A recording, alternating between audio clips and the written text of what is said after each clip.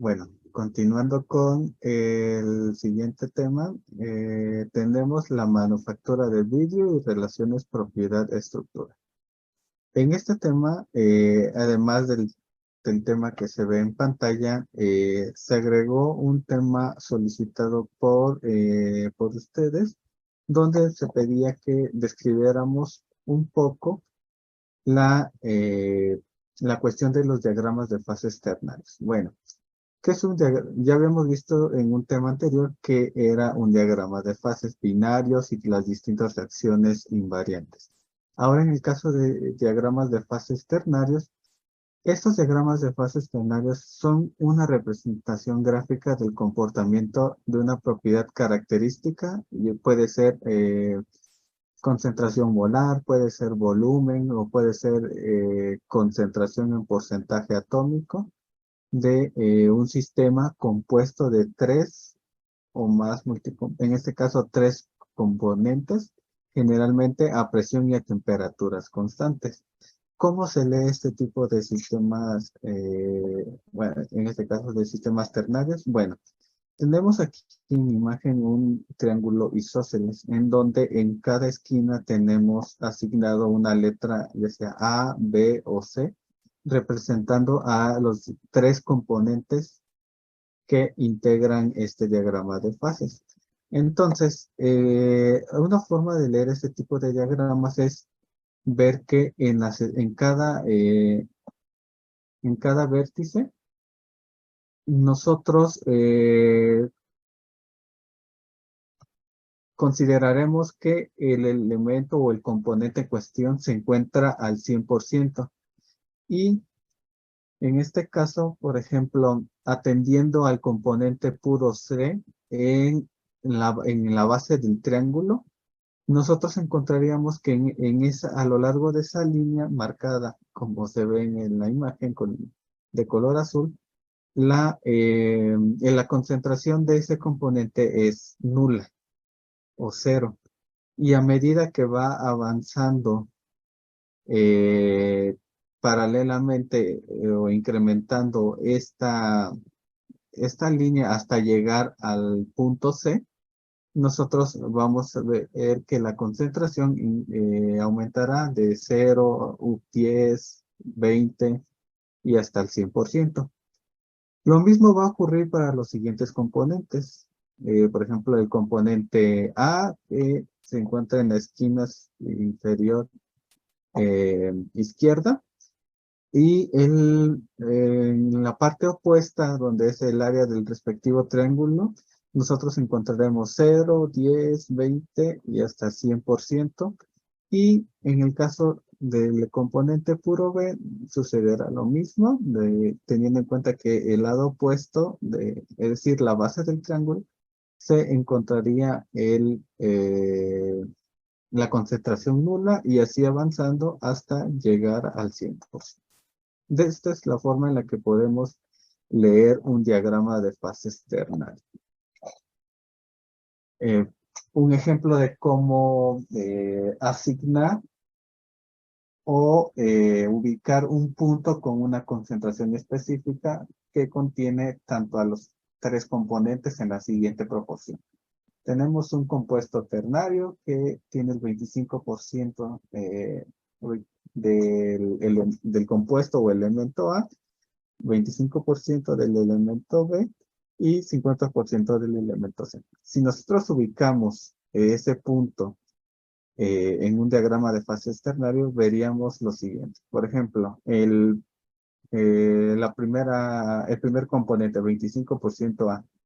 Nosotros encontraríamos que esta sería esa trayectoria que seguiría esa concentración en el diagrama de fases ternario. Ahora atendemos a la siguiente componente, que es 25% B. Este sería nuestro diagrama de fases, más bien nuestra trayectoria al 25% con respecto al componente B. Y por lo tanto, esta intersección de estas dos trayectorias nos daría la tercera trayectoria, que sería 50% C. Entonces, el punto o la ubicación de ese compuesto ternario con estas proporciones del elemento A, del elemento B y del elemento C se encuentra ubicado donde marco con el punto negro. Entonces, de esta forma podemos ubicar concentraciones específicas o fases con concentraciones específicas dentro de un diagrama de fases ternario. Un diagrama de fases ternarios digamos, convencional es el diagrama de fases de aceite vegetal, el agua e hidróxido de sodio. Se dice que en este caso, en un diagrama de fases ternarios, pueden existir ciertas cualidades entre los elementos o compuestos que lo integran. Por ejemplo, el aceite vegetal no es miscible en el agua, pero el hidróxido de sodio sí es parcialmente miscible en el agua. Entonces, pueden haber miscibilidades completas o miscibilidades parciales. El estudio de estos diagramas de fases nos permite también atender o estudiar esas cualidades con respecto de un componente comparado con los demás. Entonces, este también es una forma de ver lo que nos puede, información importante que nos puede arrojar un diagrama de fases termo. También me habían solicitado un diagrama de fases hierro, níquel, cromo. Entonces, bueno, eh, atendiendo a la geometría de los diagramas de fases presentados, nosotros vemos que o observamos que un diagrama de fases ternario también se puede ver como la intersección de tres diagramas de fases binarios. Me voy a regresar a la diapositiva anterior. Entonces, por ejemplo, ¿por qué tres diagramas de fases binarios? Porque podemos tener, por ejemplo,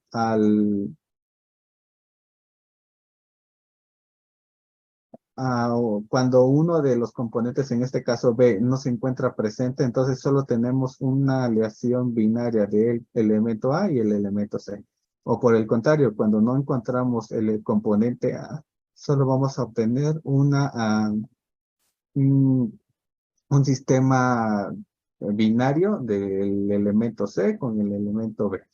Y por último también, si no encontramos presente al elemento C, vamos a tener un sistema binario del elemento A y el elemento B. Entonces, también es posible ver a los diagramas de fases como la unión de tres diagramas de fases binarios. Pero en este caso, la importancia de tener o de poder representar esta intersección es ver cómo esta cualidad de visibilidad de un elemento en otro o con respecto a los otros dos se encuentra presente o se puede representar en este tipo de diagramas. En la figura de la derecha observamos un diagrama de fases binario convencional de, digamos, un sistema hipotético. Pero eso solo es en cuestión de dos dimensiones, es decir, tenemos una representación bidimensional. Sin embargo, estas líneas, como líneas de campo que se observan alrededor de eh, a lo largo de la parte interna del diagrama de fases, en este caso del triángulo, también hace referencia si nosotros tuviésemos un eje adicional, es decir, sobre el eje por ejemplo, de la Z o normal a la superficie de este triángulo, nosotros tendríamos un eje que en este caso nos daría o atendería a la temperatura. Por eso mismo, en realidad, la forma o una de las formas adecuadas de representar también un diagrama de fases ternarios es a través de su geometría tridimensional, como en la imagen de la izquierda, donde se pueden ver en la base el triángulo isósceles con los tres elementos presentes en un diagrama de fases, pero como eh, digamos, existe un cambio en las fases presentes debido a la temperatura. Por eso notamos estas curvaturas conforme aumenta la temperatura. Y esa es la forma en la cual se puede ver un diagrama de fases ternario en 3 dimensiones, atendiendo que nuestra tercera dimensión corresponde al parámetro de la temperatura. Por ejemplo, en el diagrama de fases del el hierro, cromo y níquel, a un corte en específico, a 650 grados, si nosotros tuviésemos la habilidad o la capacidad de vislumbrar esa representación o ese corte a 650 grados centígrados, nosotros veríamos este diagrama de fases ternario con las fases presentes aquí, es decir, este diagrama de fases corresponde o nos da una idea de todas las aleaciones tipo aceros inoxidables, aceros austenizados que se encuentran presentes o que se pueden originar en este diagrama de fases donde encontramos al hierro, al cromo y al níquel. Asimismo, si en lugar de tener un corte con respecto a la temperatura, ahora tenemos un corte a distintas concentraciones de cromo, nosotros también pudiésemos ver las variaciones de las fases presentes a distintas temperaturas, a distintos porcentajes de cromo y a distintos porcentajes de níquel. Entonces, también es una peculiaridad de los diagramas de fases binarios, ver cuál es la distribución de las fases, en este caso, manteniendo como constantes el porcentaje de cromo y haciendo ligeras variaciones para ver sus transformaciones. Entonces, esta es otra forma de poder ver las características de un diagrama de fases ternario. Y esto es un diagrama de fases ternario el del mismo sistema, cromo, hierro, níquel, pero donde podemos ver estas líneas de campo correspondientes a las distintas temperaturas. En este caso, esta representación, vamos a hacer el ejercicio de si nosotros estuviéramos viendo desde la parte de arriba al diagrama de fases, nosotros veríamos esta representación con todas las líneas de campo y a las distintas temperaturas. Entonces, mucho de esto es lo que se ejemplifica en el correspondiente sistema para el cromo, hierro, níquel.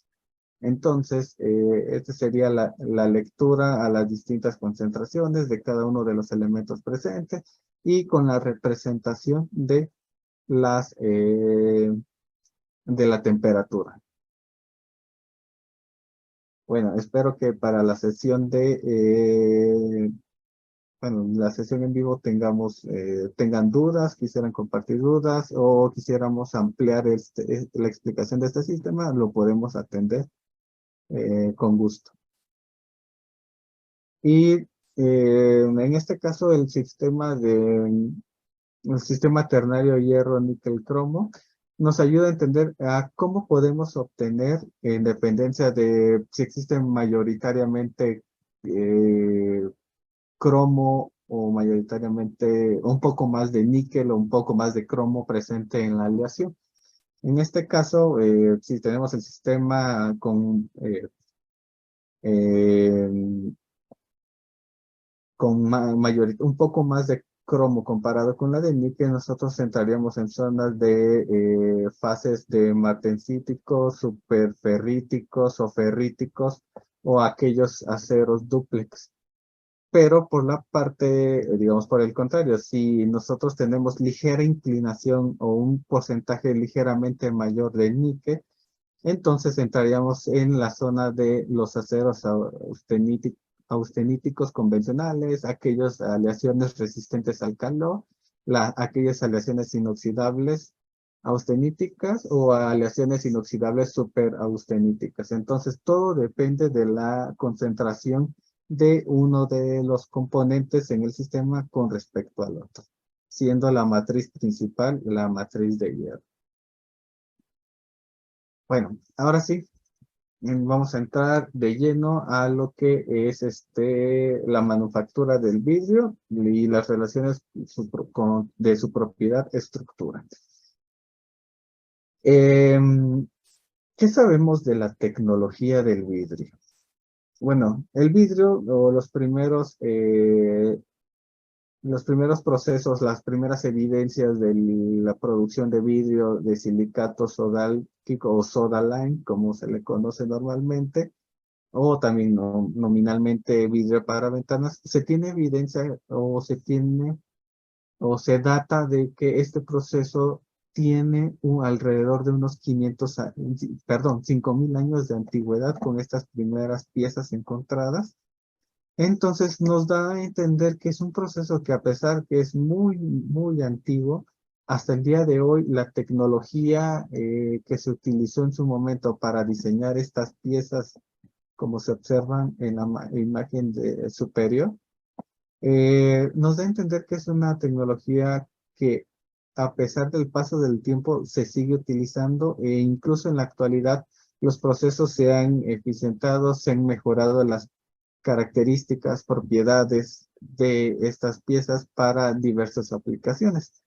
Por ejemplo, en la actualidad la manufactura del vidrio se utiliza en muchos aspectos, por ejemplo, en este caso para casas habitación, para aplicaciones arquitectónicas, eh, para aplicaciones avanzadas en donde ya se le da una funcionalidad o una característica específica a este tipo de materiales. Entonces, existe como que o se le ha adaptado una importancia a este proceso y lo cual ha ayudado que hasta nuestros días se siga preservando esta tecnología para la producción de nueva tecnología aplicado a nuevos aspectos de nuestra vida diaria. Entonces, la tecnología de manufactura del vidrio es una de las tecnologías o uno de los procesos eh, muy importantes en la actualidad debido a todas las áreas en las que puede ser aplicado. Por ejemplo, en la actualidad una planta típica de vidrio te puede producir de 300 a 400 toneladas de vidrio al día. Entonces, imagínense la alta demanda que se tiene de estos materiales en la actualidad día a día. Entonces, todo ello para ser utilizado en las distintas aplicaciones. ¿Qué conocemos habitualmente de los vidrios? Por ejemplo, nosotros tenemos a los vidrios como estructuras sólidas, sin embargo, que o pueden tener ciertas propiedades mecánicas, pero presentan otras propiedades débiles, digamos, por ejemplo, a un impacto, eh, a un orden de corto alcance, es decir, estructuras amorfas, como se había visto en el tema de cerámicos. Entonces, son algunas de las cualidades que presentan los vidrios, o en este caso, los materiales tipo vidrio. Pero en la actualidad, eh, la tecnología de los vidrios ha llegado a tal punto de obtener productos con características extraordinarias, es decir, muy alejadas de lo que habitualmente nosotros concebimos como propiedades principales de los vidrios. Por ejemplo, hemos oído hablar del Corning Gorilla Glass o el del Gorilla Glass. em, que es la protección que tienen todas las pantallas touch en nuestros celulares, tablets, entre otros dispositivos electrónicos. Entonces, esta tecnología o el desarrollo de esta tecnología de Gorilla Glass presenta propiedades increíbles, es decir, puede eh, absorber un impacto por una caída o puede ayudar a evitar que eh, se estropee nuestra pantalla táctil por el mismo hecho de la caída. Y miren aquí la propaganda, o en este caso la imagen, dice que solo tiene un espesor de 0,15 milímetros. Es decir, ¿cuán delgado debe de ser esta protección para resistir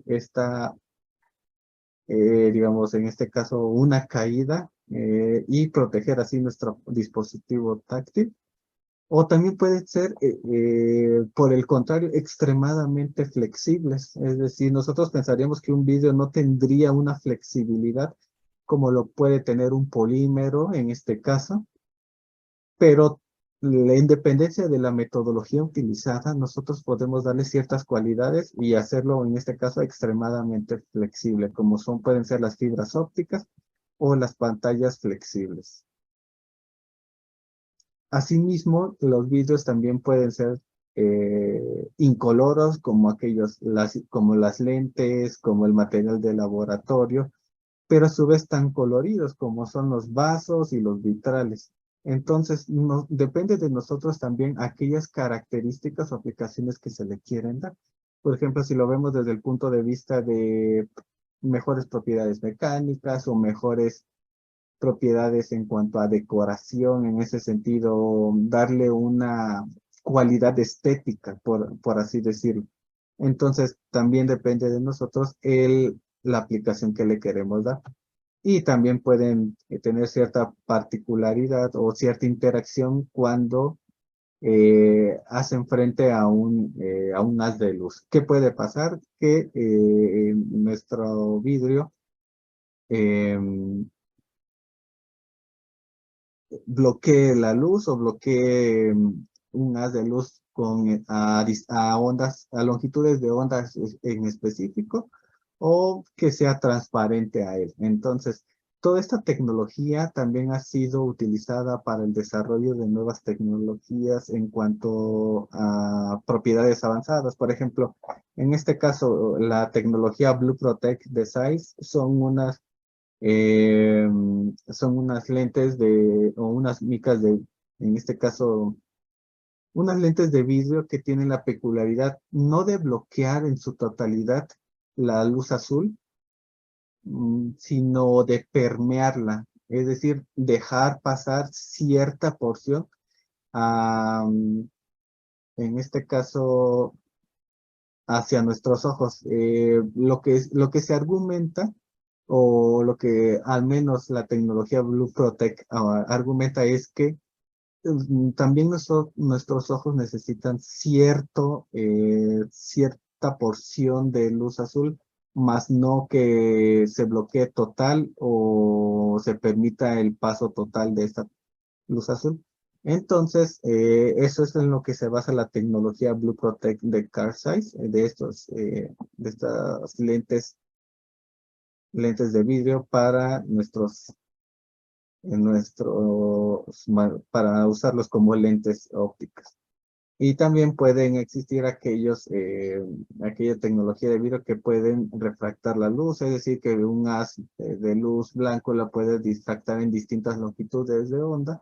Entonces, también son estas cualidades de interacción más bien de interacción luz-materia. Y asimismo podemos moldearlos, es decir, podemos obtener desde estructuras unidimensionales como son fibras, estructuras bidimensionales como placas y estructuras hasta tridimensionalmente. Hablando como son las estatuas o figuras de vidrios tallados o moldeados. Entonces, ahora sí que el cielo es nuestro límite. Nosotros podemos moldear estos materiales de vidrio a a nuestro deseo. Entonces, todas estas cualidades las podemos encontrar en el piso. Este es un amplio panorama de dónde ubicamos esta tecnología del vidrio. Es una subdivisión de lo que conocimos o de lo que se les dio anteriormente en un tema anterior, que son los materiales cerámicos, donde encontramos, además de los vidrios, productos de arcillas, materiales refractarios, abrasivos, cementos y las denominadas cerámicas avanzadas. En este caso, No sé, el vidrio es una subsección de los materiales cerámicos. Pero, ¿qué es un vidrio? ¿No? ¿A qué conocemos como vidrio? Pues un vidrio no es más que un material sólido inorgánico que tiene la estructura atómica de un líquido, y es decir, presenta un ordenamiento de corto alcance y que al irse enfriando impide que los átomos se agrupen en una forma cristalina. Tenemos el ejemplo aquí abajo de dos compuestos, o más bien dos fases del óxido de silicio.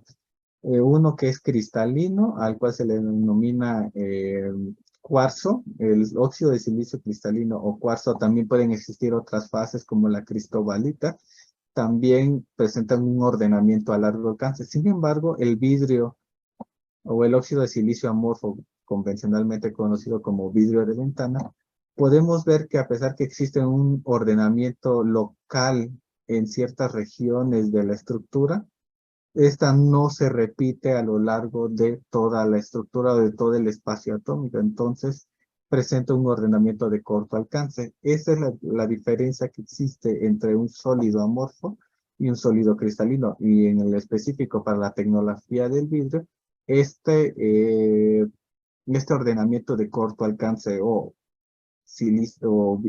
óxido de silicio amorfo es lo que convencionalmente conocemos como vidrio. Pues el proceso convencional de la manufactura de vidrio tiene el siguiente diagrama de flujo. Inicialmente tenemos nosotros el abastecimiento del material o de la materia prima, la cual es fundida en un horno. Se lleva a cabo la formación o el moldeo de este material fundido, se le dan ciertos acabados e incluso si nosotros aumentamos los pasos podemos mejorar ciertas cualidades, ciertas propiedades mediante tratamientos térmicos y se les hacen las respectivas pruebas de calidad o de inspección. Entonces, para cierto punto, y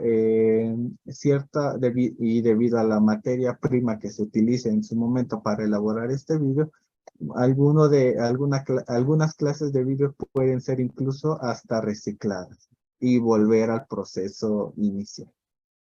Entonces, a partir de este diagrama de flujo de los procesos que conlleva la tecnología del vidrio desde, digamos, la fundición, el formado, los tratamientos térmicos, los acabados, las pruebas de inspección, son las principales etapas que se toman o que se deben de seguir para obtener un vidrio con las características deseadas. ¿Cómo inicia en este caso la manufactura del vidrio? Les había comentado, inicia primero con una fundición.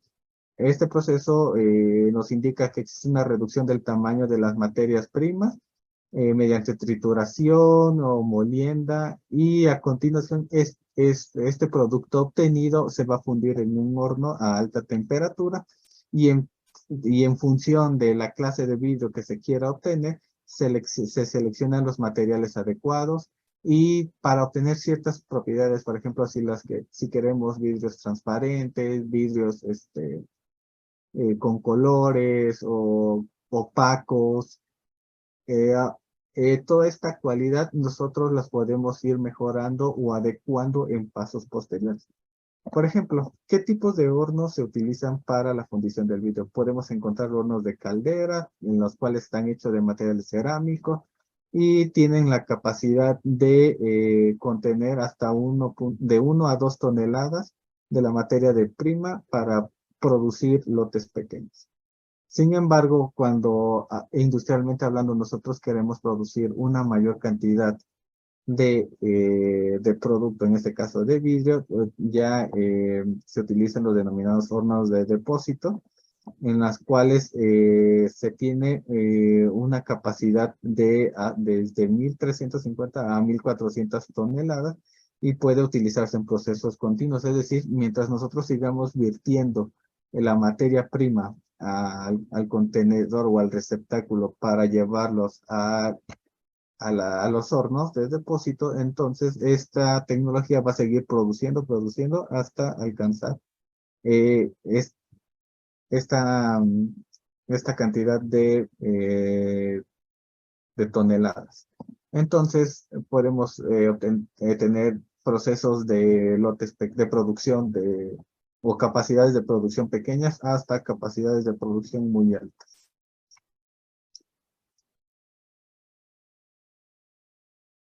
Como había mencionado anteriormente, uno de los cuestionamientos que surgen o una de las dudas que nos hemos preguntado o un comentario muy común en nuestros días es decir, por ejemplo, la puerta de cristal o lavar la cristalería o lavar cierta vidriería, a menos que sepamos que está hecho ya sea de cuarzo o de cristobalita o de algún otro cerámico cristalino, nosotros sí podemos decir que se trata de un cristal, pero si en este caso nos referimos a, por ejemplo, a una puerta en este caso de vidrio, y le decimos una puerta de cristal, entonces, si no estamos seguros de si existe en este caso un ordenamiento de largo alcance, entonces estaremos entrando en un error debido a que el concepto adecuado sería decir una puerta de vidrio o una ventana de vidrio. Entonces, todas estas cuestiones son las que podemos argumentar a través de las distintas cualidades. Por ejemplo, atendiendo a la pregunta, ¿cómo diferenciamos un vidrio de un cristal? Por ejemplo, en un cristal nosotros vamos a encontrar a partir de direcciones particulares la presencia de cierto ordenamiento atómico en sitios idénticos. Es decir, por ejemplo, en la imagen a la izquierda, este mismo átomo que se encuentra aquí encerrado, si nosotros nos movemos a través del eje vertical, o nos movemos a partir del eje horizontal, nosotros a determinadas posiciones vamos a encontrar átomos idénticos en la misma posición que, eh, que nuestro átomo de referencia. Entonces, eso nos da indicio de un ordenamiento de largo alcance, es decir, que lo podemos encontrar en las tres direcciones X, Y e incluso Z si ya hablamos de un material en bulto o tridimensional. Pero en el caso del vidrio, como les comentaba, solo tenemos un ordenamiento local, es decir, si nosotros tratamos de seguir la misma dinámica de movernos digamos, horizontalmente o verticalmente, no vamos a encontrar una simetría o átomos de la misma naturaleza que nuestro átomo de referencia. Entonces, por lo tanto, tenemos lo que se conoce como un ordenamiento de corto alcance, que hace referencia a un ordenamiento local. ¿Qué hace de diferente este ordenamiento tanto en un sólido cristalino y en un sólido amorfo como nuestro vidrio? Por ejemplo, algunas de las propiedades van a cambiar, a pesar de que siguen siendo óxido de silicio, algunas de las cualidades cambian. Por ejemplo, en el cuarzo cristalino o óxido de silicio cristalino, nosotros tenemos una densidad de 2,64 gramos sobre centímetro cúbico, mientras que en la sílice fundida, o en nuestro caso, nuestro vidrio, vamos a encontrar una densidad de 2,2. Ya existe una diferencia solo por el ordenamiento atómico. Nuestro módulo de Young va a cambiar también. Por ejemplo, digamos, si lo vemos desde un punto de vista de paralelo o perpendicular al eje C de la estructura o de la celda unitaria en este caso, del sólido cristalino, nosotros encontramos 97,2 gigapascales para digamos, el ordenamiento, viéndolo desde el punto de vista de un eje paralelo al eje C, o 76,5 desde el eje perpendicular al eje C de la estructura cristalina del cuarzo. Mientras que para la sílice fundida solo tendríamos 73 gigapascales como valor del módulo de Young. Esta constante térmica también tiene un valor de 7.1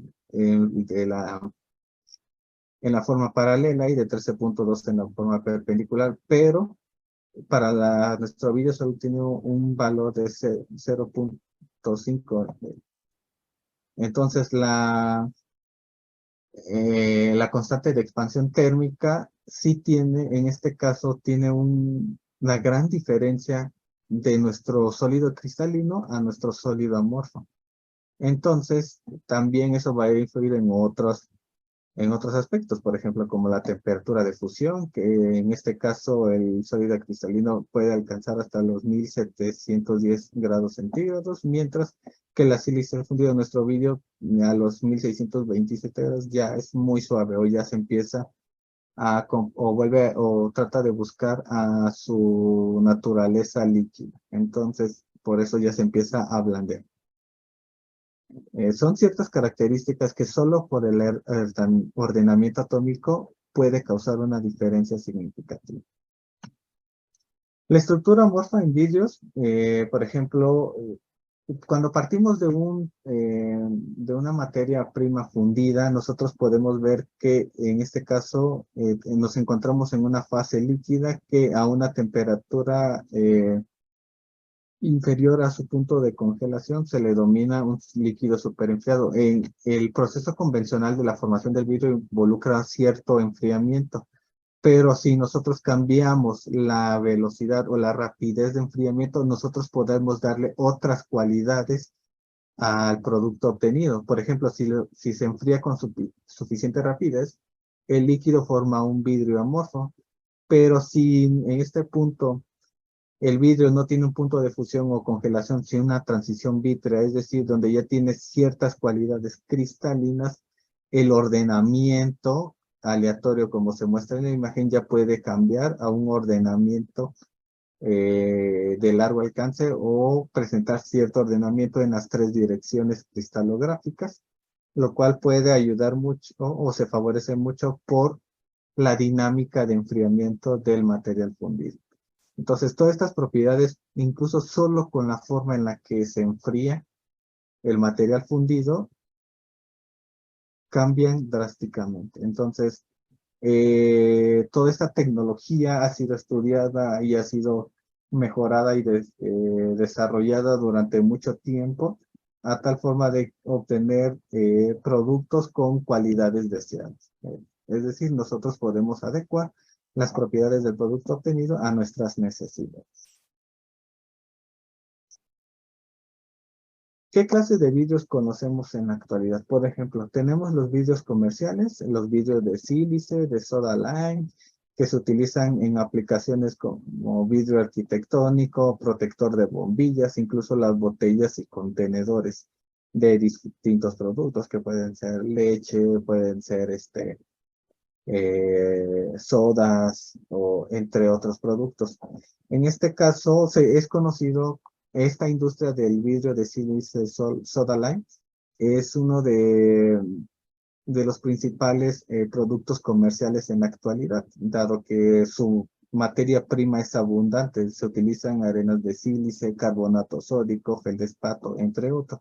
Y en la actualidad es el mayor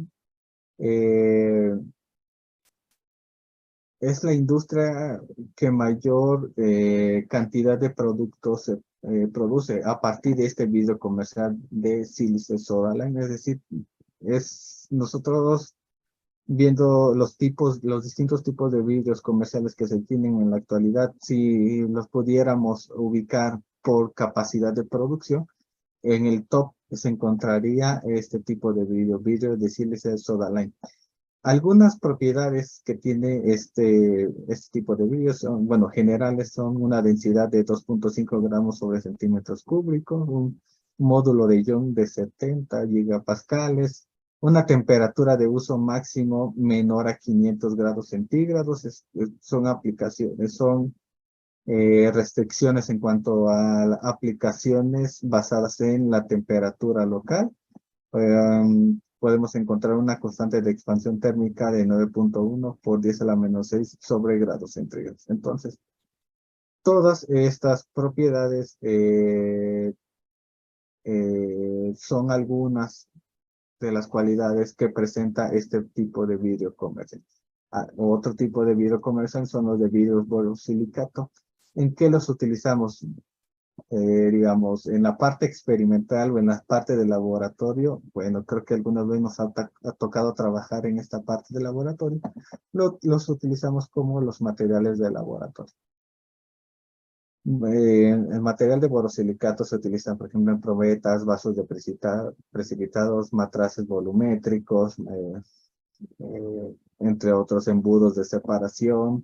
También son muy utilizados en las lentes ópticas, es decir, la protección que se le da a nuestras lentes, ya sea, por ejemplo, si deseamos que resistan a caídas o a algún impacto, muchas veces lo que hacen es proteger nuestro lente, sí, o nuestra película protectora o nuestra película tratada con vidrios de borosilicato. Y asimismo para almacenamiento de comida en nuestros contenedores refractarios, en lugar de utilizar los contenedores de plástico convencional, nosotros podemos utilizar en este caso contenedores refractarios. La composición de este vidrio especializado es que sean, que se apliquen a que puedan resistir sin cambiar sus propiedades a temperaturas altas, es decir, aproximadamente 500 grados centígrados, pero incluso un poco más. De hecho, por ejemplo, en la industria de, de, de producción de metales, de aleaciones y toda esta tecnología, muchos de los contenedores o de los hornos de fundición tienen recubiertas de materiales refractarios. Entonces, este también puede ser una aplicación a escala industrial de estas cerámicas o de este tipo de cerámicas. Aquí en la tabla mostramos algunas de sus propiedades generales, algunas de sus propiedades mecánicas, incluso térmicas. Y la cualidad de este tipo de vidrios es que presentan una alta conductividad térmica y se utilizan en aplicaciones de baja expansión térmica. Esa es la cualidad de los vidrios de borosilicato. Los vidrios de aluminosilicato, por su lado, son utilizados para la obtención de pantallas de vidrios, como vidrios para pantallas LCD. También se utilizan en la fabricación de fibra de vidrio reforzado y en el caso de los dispositivos electrónicos como protectores de pantalla.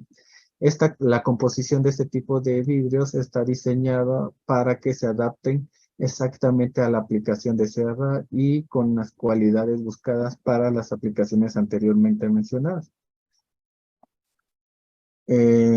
Asimismo, el hecho de que pueda adaptarse a estas funciones en particular nos indica que el proceso de conformado, de, de la selección de las materias primas y del control de los parámetros en este caso de conformado, sean muy específicos. Entonces se debe de mantener mucho cuidado que todas las etapas sean llevadas adecuadamente y que los parámetros sean también adecuados, y controlados. Entonces, como aquí se indica, las principales aplicaciones en las que utilizamos este tipo de vidrios son en aplicaciones de alta resistencia y temperatura moderadamente alta. También encontramos los vidrios comerciales como vidrio de sílice fundida, que se encuentran en elementos ópticos, por ejemplo, microscopios, o en el caso de aditamentos para el telescopio Hubble, e incluso aplicaciones espaciales. Este tipo de vidrio de sílice fundida también se le conoce como vidrio Corning. Entonces, son vidrios que presentan una alta pureza para lograr propiedades muy especializadas o muy específicas.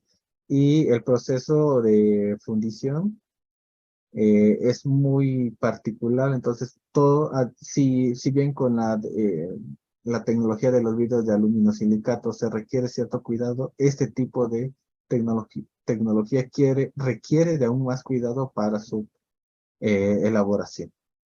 Entonces, todos estos cuidados se deben de mantener durante todas las etapas de fabricación.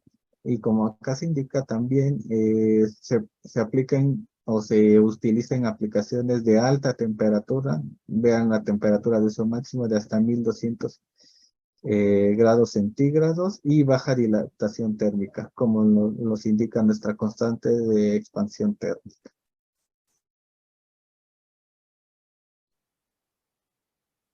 Un cuestionamiento habitual que tenemos es, ¿el vidrio es realmente frágil? Pues entonces, si hablamos de este parámetro de fragilidad comparado con las cerámicas, pues el vidrio no es tan frágil, que digamos, pero si lo comparamos con un metal, sí vamos a encontrar cierto grado de fragilidad o cierta carencia en cuanto a las propiedades mecánicas de estos materiales. Solo depende del punto de vista del material con el que lo comparamos. Pero en este caso, aquí se nos indica que la resistencia intrínseca del vidrio se basa en la resistencia de la red, o en este caso del enlace silicio-oxígeno-silicio, pero en la práctica es mucho menor. Por ejemplo, podemos encontrar un valor teórico de 2000 a 4000 kPSI o de 14 a 30 gigapascales. Mientras que en la práctica el vidrio a granel solo va de 0,014 a 0,14 gigapascales, un valor mucho menor. Y en el caso de las fibras ópticas aumenta ligeramente de 0,7 a 14 gigapascales. Entonces, muchas de estas cuestiones o de estos valores o característicos en este caso del vidrio, pues van a ser muy distintos a aquellos reportados teóricamente. Pero ¿por qué el vidrio se rompe? Pues el vidrio se puede romper por muchas cuestiones.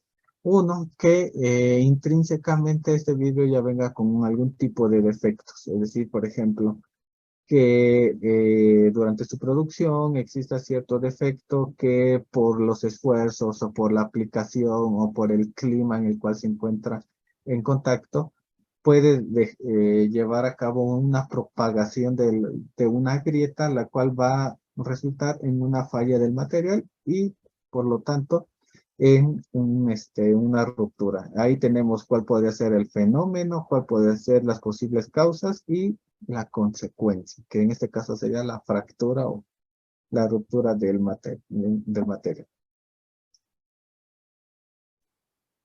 ¿Cómo se pueden solucionar estas fallas o obtener un vidrio de mejor calidad? Pues si se fabrica adecuadamente, es decir, si cuidamos las condiciones, los parámetros, la calidad de las materias primas, adicionamos procesos adicionales, digamos, pasos extras post tratamientos, nosotros podemos reducir en gran medida los posibles defectos que puedan presentar el producto obtenido. Por ejemplo, el vidrio se puede romper cuando el tamaño del defecto y la tensión alcanzan un umbral, es decir, que existe mucho defecto inicial en el vidrio.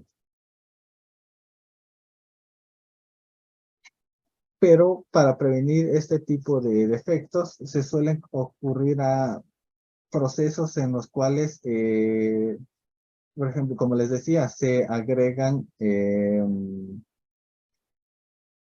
procesos adicionales de tratamientos, es decir, procesos térmicos, limpiezas, pulidos, se le agregan impurezas o se le adicionan ciertos aditivos, todo para mejorar las cualidades de nuestro vidrio. Entonces, como nos indica la oración de esta imagen, la dureza no viene dada, sino hay que diseñarla.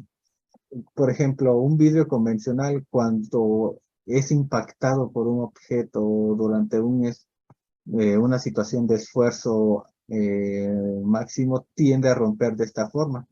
Si nosotros en este caso, eh, por ejemplo, como parabrisas de nuestro automóvil, se utilizara este tipo de vidrio convencional, imagínense cuánto más grave podría ser o cuánta mayor probabilidad de peligro pudiera haber en una situación de un accidente. Entonces, si bien no, digamos, un choque o una volcadura nos podría causar la muerte, el riesgo pues, lo podemos incrementar simplemente por tener este tipo de tecnología. Actualmente ya se utilizan otro tipo de vidrios que se le conocen como vidrios templados, los cuales tienden a romperse de distinta forma también para salvaguardar la integridad en este caso, de nosotros como personas en un vehículo o en otras aplicaciones, por ejemplo, en, en vidrios arquitectónicos o para, digamos, para edificios o para casas. Entonces, toda esta tecnología, cómo va avanzando, e incluso existe una tecnología que se llama vidrio laminado, en la cual se le colocan ciertas capas intermedias. Ya no es una sola estructura, sino es digamos, una adecuación de multicapas con distintas propiedades, de tal forma que no exista una ruptura y un esparcimiento de restos del vidrio en forma de metralla. Es decir, el riesgo de tener un accidente a causa de, en este caso, o de correr el riesgo por estar en contacto con estas piezas sueltas, entonces se reduce circunstancialmente o se reduce ampliamente. Asimismo, todas estas cualidades de diseño de los materiales y en este caso del avance de la tecnología en cuestión del vidrio nos ha permitido obtener vidrios flexibles. Por ejemplo, en el círculo que se presenta en esta imagen podemos ver lo que a priori parecería un polímero, un tubo de un polímero por esa flexibilidad. En realidad es una pieza de vidrio. En este caso, este vidrio que se le conoce como vidrio de ion intercambiable tiene un espesor de 75 micrómetros, pero puede presentar esta flexibilidad en pruebas mecánicas. Asimismo, por ejemplo, en un ensayo estático de separación de placas, se reduce el espacio en este caso, del vidrio que se encuentra presente y vemos que mantiene su cualidad flexible. Entonces, en dependencia de todo el proceso, de todos los tratamientos y pasos adicionales que podamos agregar para mejorar la tecnología del vidrio, podemos dar paso a estas propiedades no, que no, en principio no imaginaríamos que existiera en el vidrio, pero pues el avance de la tecnología nos ha permitido llegar hasta este punto e incluso en otras aplicaciones mejoradas. Uno de los aspectos que determinan las distintas cualidades de los vidrios en cuestión más bien, es su composición química. Entonces, el vidrio es una tecnología muy compleja. ¿Por qué? Porque podemos variar los componentes que integran el material o el producto obtenido. Principalmente, nosotros vamos a obtener silicio, óxido de silicio, pero le podemos adicionar distintos óxidos, óxido de sodio, óxido de calcio, óxido de aluminio, óxido de bario, que en dependencia de la proporción que se encuentre con respecto, en este caso, al sílice, nosotros podemos darle características distintas y adaptarlas a distintas aplicaciones. Por ejemplo, el sílice fundido, nosotros vemos que es mayoritariamente óxido de silicio, tiene una temperatura de fusión muy alta, un bajo coeficiente de expansión térmica y se puede utilizar en aquellas aplicaciones donde existen cambios abruptos de temperatura. Entonces, esa es una cualidad que en dependencia de los componentes que se encuentran presente en el vidrio, o en este caso, en el vidrio que se obtiene, entonces nosotros podemos obtener distintas propiedades que son benéficas para distintas áreas. Por ejemplo, la sílica 96, el borosilicato, también conocido como Pyrex, que se pueden utilizar en material de laboratorio o como material refractario. Contenedores habituales se utiliza el vidrio soda lime, que tiene estas cualidades y se encuentran en estas proporciones. Entonces nosotros podemos ir modificando las proporciones, en este caso la estequiometría, de los distintos componentes o la composición química del vidrio para adaptarlo a una aplicación en específico. Y cómo surge o dónde surge el camino hacia la construcción del vidrio, pues la espina dorsal siempre va a ser el vidrio silicato, es decir, la sílice, en donde vemos que cada átomo de silicio se une a 4 átomos de oxígeno, pero cada átomo de oxígeno solamente se une a 2 átomos de silicio, obteniendo así esta estequiometría. Si nosotros vemos, por ejemplo, este átomo rojo que es de silicio se puede unir a 4 de oxígeno, nosotros vamos a formar un tetraedro. Y ese tetraedro se va a unir en esquinas con otro tetraedro, de tal forma que va a dar origen a una red tridimensional, y esta conformación tetraédrica se puede expandir a lo largo de las dimensiones cristalográficas, pero va a depender mucho si este ordenamiento continúa de la temperatura de enfriamiento. Entonces, así como podemos obtener sólidos cristalinos, también podemos obtener aquella tecnología de sólido amorfo, como es el caso de nuestro vidrio. Entonces, en una red tridimensional, esta red de tetraedros se van a encontrar enlazados para formar redes en 2D y 3D. Y aparte del sílice, otros óxidos que pueden formar redes 2 y 3 dimensional son el óxido de germanio, el óxido de fósforo y el óxido de bario. Y estos óxidos a menudo son llamados formadores de red. Este es un concepto muy importante en el caso de la construcción del vidrio, dado que estos formadores de red no son aquellos espacios en los que nosotros podemos aprovechar para introducirle cierto componente adicional y con ello mejorar sus propiedades. También se pueden añadir elementos como sodio a los sitios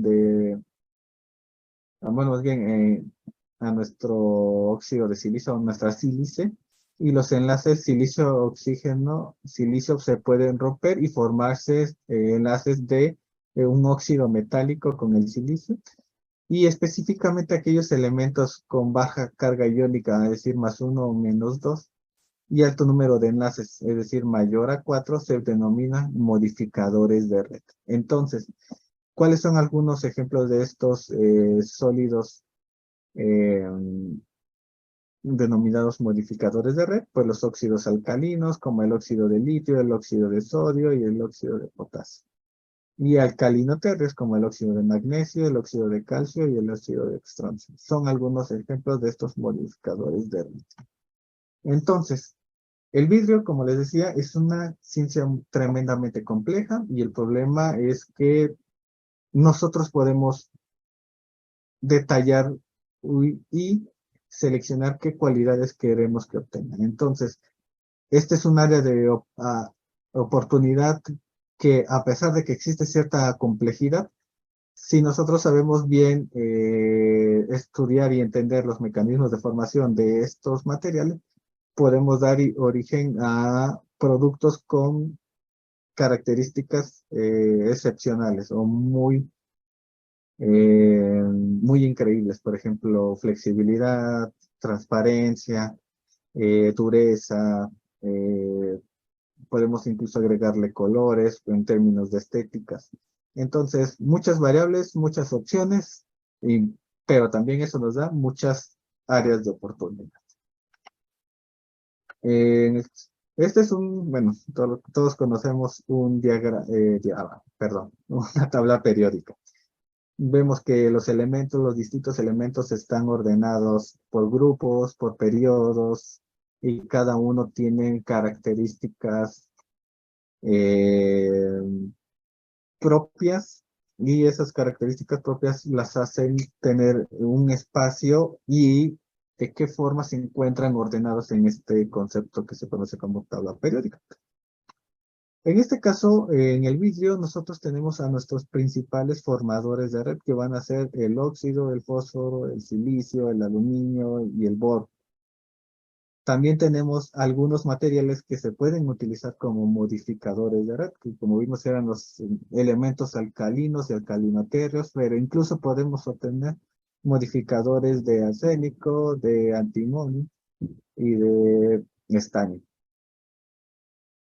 Pero si nosotros queremos darle cierta coloración a los vidrios, decir que tenga cierta coloración, ciertos pigmentos o verlos no transparentes, podemos recurrir a estos metales como son el cromo, el manganeso, hierro, cobalto, níquel, cobre y zinc. Y si queremos también utilizar ciertos agentes clarificadores, es decir, a que al agregarlos podamos reducir la cantidad de defectos, la cantidad de formación de burbujas. Imagínense un vidrio con una burbuja que es un defecto. Nosotros podemos reducir la densidad de defectos presente en nuestro producto obtenido. Entonces, en dependencia de qué propiedad queramos modificar, podemos adicionar ciertos componentes. Por ejemplo, aquí tenemos una tabla donde, por ejemplo, tenemos al óxido de silicio, que es un formador de red, también el óxido de aluminio, pero también aquellos modificadores de red los podemos encontrar con el óxido de boro, el óxido de litio, de sodio, de potasio, de magnesio. Si queremos que actúe cierto componente como colorante, también podemos recurrir al óxido de titanio. También si queremos obtener un formador de red o un modificador, podemos recurrir al óxido de circonio, entre otros. Y la forma en la que agreguemos va a ser la cualidad, el cambio en alguna de las propiedades de producto obtenido. Por ejemplo, puede obtener efecto en el coeficiente de expansión del producto, en la densidad si lo disminuye o la aumenta, en el módulo elástico si lo disminuye o lo aumenta, la dureza, la durabilidad, incluso la transparencia del vidrio obtenido. Entonces, podemos adecuar a través de la composición química o modular a través de la composición química distintas propiedades presentes en nuestro video, de acuerdo a la aplicación que queremos dar. Algunas de las entrando ya en cuanto a procesos de manufactura del vidrio, nosotros podemos moldearlo o formarlo de la siguiente forma. El vidrio se puede moldear de forma manual o con máquinas y se debe de elegir este procedimiento adecuadamente, ya que a tiempos cortos el vidrio puede cambiar de un líquido viscoso a un sólido rígido. Entonces, nosotros tenemos que cuidar íntegramente cada uno de los pasos hasta la obtención del producto. Por ejemplo, técnicas de moldeo. Encontramos procesos for cold como para vidrios de ventanas, procesos cold burn para vidrios también de ventanas, proceso automático continuo para un vidrio plano, el proceso float para un vidrio flotado y el soplado de vidrio que se utiliza en botellas, bombillas, tubos y en este caso esculturas de vidrio. Entonces todo eso, el proceso a elegir va a estar relacionado con la cualidad que buscamos.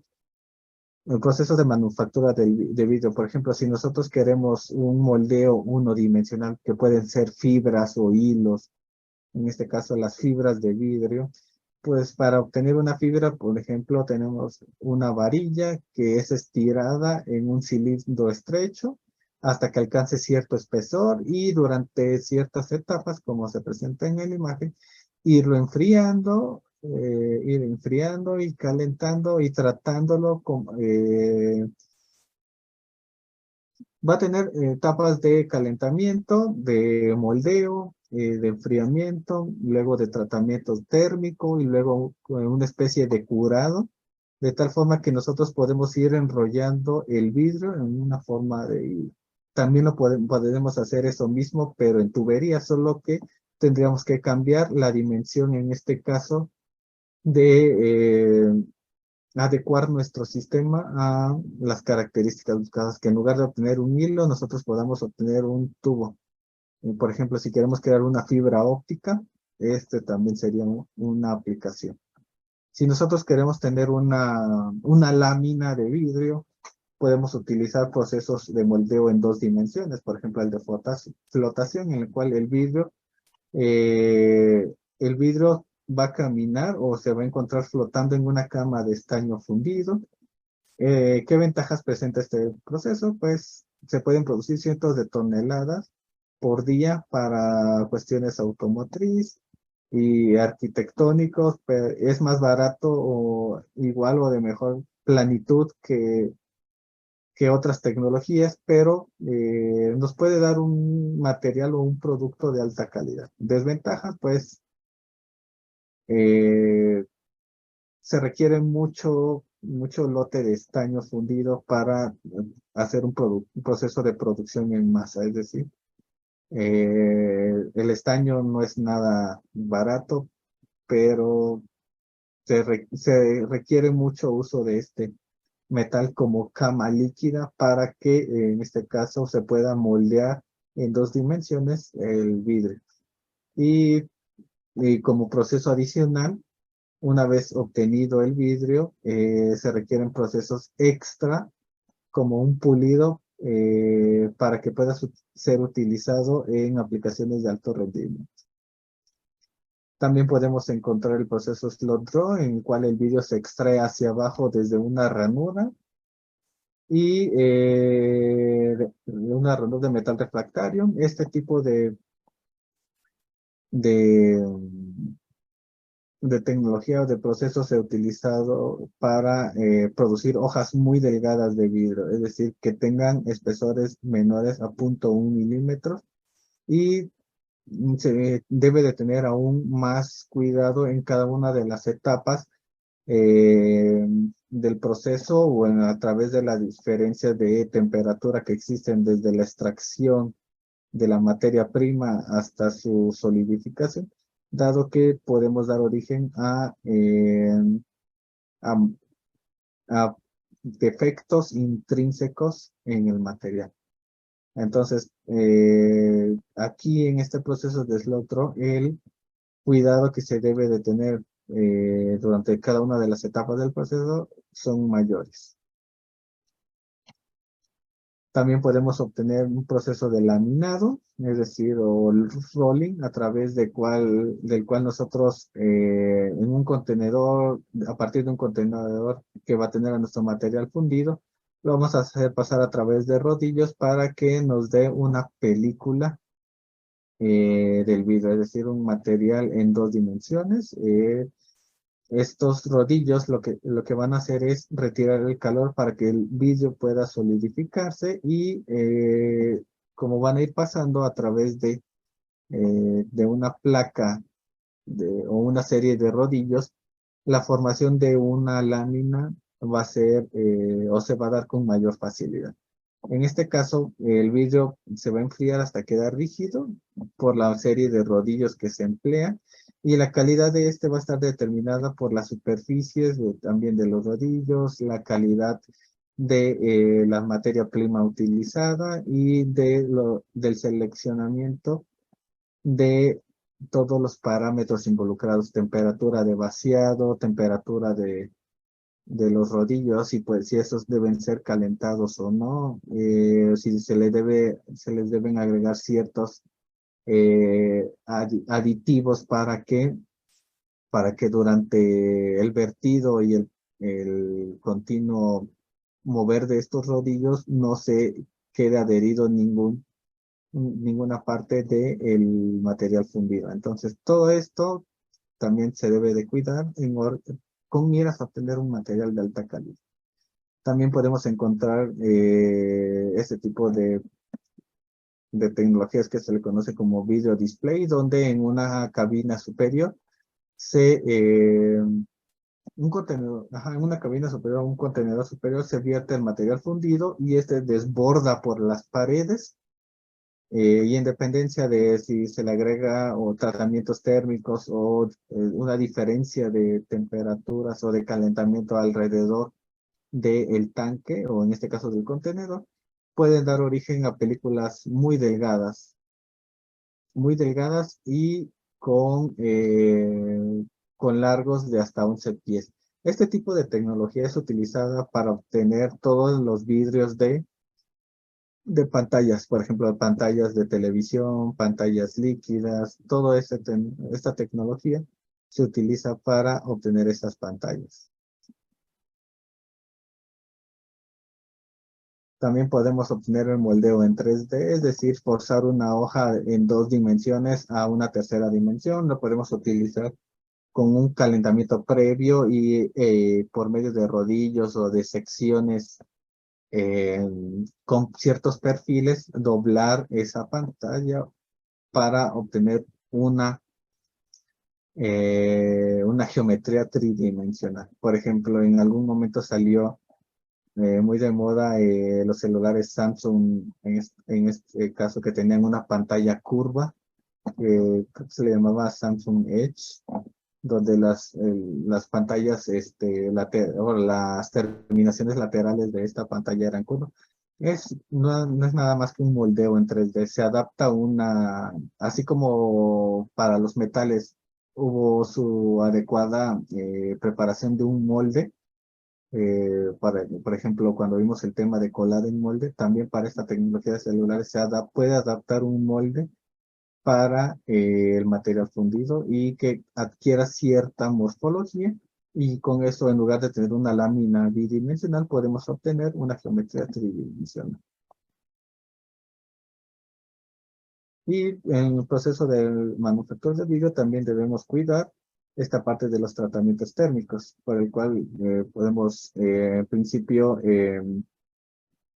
eliminar tensiones térmicas generadas durante el enfriamiento, posibles afecciones que pueden resultar en productos defectuosos o en su defecto mejorar alguna de sus propiedades.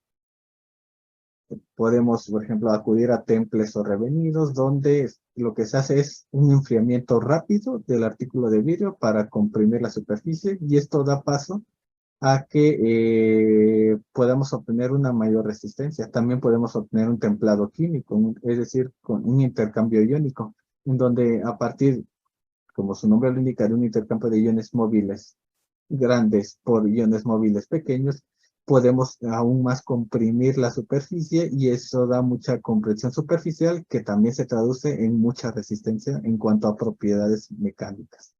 Podemos encontrar el proceso de laminación en donde se pueden adecuar capas de distintos materiales comprimidas en placas de vidrio para tener ciertas propiedades, es decir, por ejemplo, que puedan reflejar la luz, que puedan o no transmitir la luz. Entonces, todas estas tecnologías se va a adecuar a la necesidad de la persona o del cliente. También podemos denotar procesos de acabados en los cuales nosotros le vamos a dar los tratamientos adicionales como son limpieza, rectificado, pulido, corte.